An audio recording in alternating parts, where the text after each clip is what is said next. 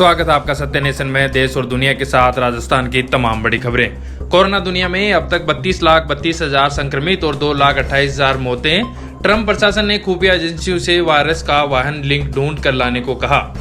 दुनिया में corona virus से अब तक 32,32,993 लोग संक्रमित हैं। 2,28,520 की मौत हो चुकी है, जबकि 10,07,653 ठीक भी हुए हैं। देश में अब तक 1,097 मौतें, आज 17 लोगों की जान गई। पश्चिमी बंगाल में एक दिन में सबसे ज्यादा 11 संक्रमितों ने दम तोड़ा, राजस्थान में 3 की मौत। देश में कोरोना संक्रमितों की संख्या 34,072 हो गई है। 24 घंटे में 1823 मरीज बढ़े और 690 ठीक हुए। दूसरी बार एक दिन में इतनी ज्यादा संक्रमितों की छुट्टी हुई है। अभी 24,162 संक्रमितों का इलाज चल रहा है। 8,373 ठीक हो चुके हैं। 1,075 की मौत हुई है। राजस्थान में कोरोना के 2584 मामले, 12 में पहला केस सामने आया। चित्तौड़गढ़ में पहली मौत। अब तक 33 में से 29 जिलों में संक्रमण पहुंचा। राजस्थान में कोरोना पॉजिटिव के केस लगातार सामने आ रहे हैं। गुरुवार को 146 नए पॉजिटिव केस सामने आए, जिसमें जोधपुर में 97, जयपुर में 29, अजमेर में 4, चित्तौड़गढ़ में 3, कोटा में 5, टोंक में 2, बारा, धौलपुर और अलवर में 1-2 संक्रमित मिले, जिसके बाद कुल संक्रमितों का आंकड़ा 2584 हो गया है। वहीं 2 मौत के मामले भी सामने आए हैं, जिसमें जयपुर और चित्तौड़गढ़ में एक है।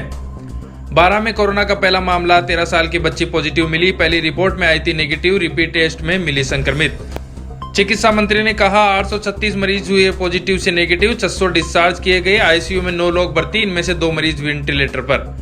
राजस्थान में कोरोना वायरस संक्रमण के बीच चिकित्सा एवं स्वास्थ्य मंत्री डॉक्टर रघु शर्मा ने बताया कि प्रदेश में गुरुवार को 2 बजे तक 2556 कोरोना संक्रमित चिन्हित किए गए हैं। इनमें से 836 मरीज पॉजिटिव से नेगेटिव भी हो चुके हैं, जिसमें 600 लोगों को डिस्चार्ज भी कर दिया गया है। डॉक्टर शर्मा का दावा है कि प्रदेश में कोरोना संक्रमण का खतरा दिन प्रतिदिन कम होता जा रहा है। राज्य में केवल 7 जिले ही ऐसे हैं जहां संक्रमितों की संख्या लगभग 100 या अधिक है। इन जिलों पर विभाग पूरी तरह फोकस कर काम कर रहा है।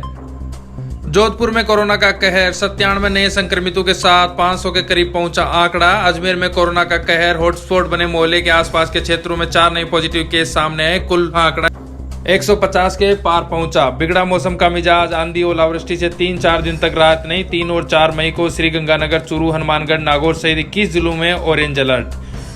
और ऋषि कपूर के निधन पर गहलोत ने लिखा, वे एक बेहतरीन अभिनेता थे। सिनेमा में उनके महत्वपूर्ण योगदान को हमेशा याद रखा जाएगा। और उधर रालोपा संयोजक व नागौर सांसद हनुमान बेनीवाल ने अजमेर संभाग के जिलों के मुद्दों पर किया डिजिटल संवाद। राष्ट्रीय लोकतांत्रिक पार्टी द्वारा संभागवार डिजिटल संवाद की कड़ी में गुरुवार को आरएलपी पार्टी के राष्ट्रीय संयोजक व नागौर सांसद हनुमान बेनीवाल गुरुवार को अजमेर संभाग के नागौर, टोंक, भीलवाड़ा, अजमेर जिलों की समस्याओं को लेकर चर्चा की। सांसद के लाइव संवाद में हजारों लोग जुड़े। सांसद बेनीवाल ने उप जिलों को पानी, बिजली, सड़क, समर्थन मूल्य, खरीद समस्या सहित कई मुद्दों को लेकर चर्चा की। और डॉक्टर पूनिया ने कहा कि कोविड-19 से लड़ाई में आयुष चिकित्सकों का सहयोग ले सरकार। गर्मियों में जनता को समुचित पेयजल की व्यवस्था करे सरकार। प्रवासियों को उनके घरों तक पहुंचाने की कार्य योजना घोषित करे सरकार। भारतीय जनता पार्टी के प्रदेश अध्यक्ष डॉक्टर सतीश पूनिया ने चिकित्सा व स्वास्थ्य मंत्री डॉक्टर रघु शर्मा को पत्र लिखकर अनुरोध किया है कि कोरोना संक्रमण के समय सरकार को आयुष चिकित्सकों का सहयोग लेना चाहिए। साथ ही पूनिया ने जलदाय मंत्री बीडी कल्ला को पत्र लिखकर मांग की है कि गर्मियों के मौसम को देखते हुए सरकार जनता को समुचित पेयजल उपलब्ध करवाने की व्यवस्था करे। पूनिया ने रघु शर्मा को लिखे पत्र में कहा कि आयुर्वेदिक चिकित्सक इस संकट के समय में अपने औषधियों से लोगों को रोग प्रतिरोधक क्षमता को विकसित करने में मदद कर सकते हैं। पर सरकार ने प्रदेश के सभी आयुर्वेदिक चिकित्सालयों को बंद कर दिया है और इन चिकित्सकों की अन्य कार्यों में ड्यूटी लगाई है। सरकार को इन आयुर्वेदिक, होम्योपैथिक, प्राकृतिक चिकित्सकों का उपयोग इनके मूल काम के लिए ही करना चाहिए।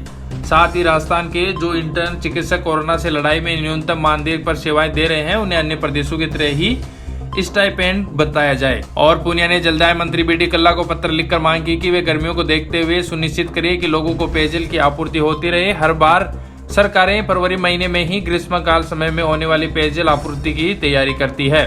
और पूनिया ने सरकार से आग्रह किया है कि उसने प्रवासियों को उनके घरों तक पहुंचाने की क्या योजना और कार्य योजना बनाई है, उसका खुलासा करे।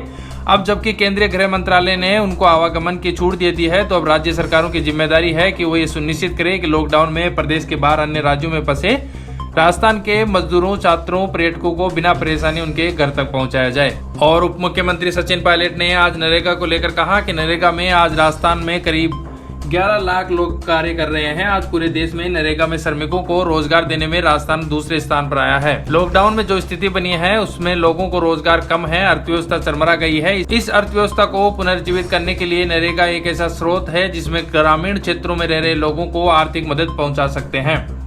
हमें खुशी है कि आज से 10 दिन पहले नरेगा में जो श्रमिकों की संख्या 60,000 थी वो 11 लाख तक पहुंच गई है। इसमें हमारे विभाग के तमाम कर्मचारियों ने, जनप्रतिनिधियों ने बहुत सहयोग किया। ग्रामीण क्षेत्रों में 80% कार्य हो रहा है। वो स्वतंत्र कार्य हो रहे हैं। जो लोग अपने खेतों में, घरों में काम कर रहे हैं उसका भुगतान उनको मिल रहा है और सोशल डिस्टेंसिंग मेंटेन करते हुए कार्य कर रहे हैं। नरेगा में बहुत ताकत पर और बल के प्रयोग से ग्रामीण परिवेश में रहने वाले लोगों को मिल रहा है। हम उम्मीद करते हैं कि इस संख्या को आने वाले दिनों में और बढ़ाएंगे। और बने रहिए तमाम बड़ी खबरों के लिए सत्य नेशन पर। अगली खबर लेकर फिर हाजिर होंगे। तब तक के लिए जय हिंद, जय भारत। स्वस्थ रहिए, सतर्क रहिए और घरों में बने रहिए।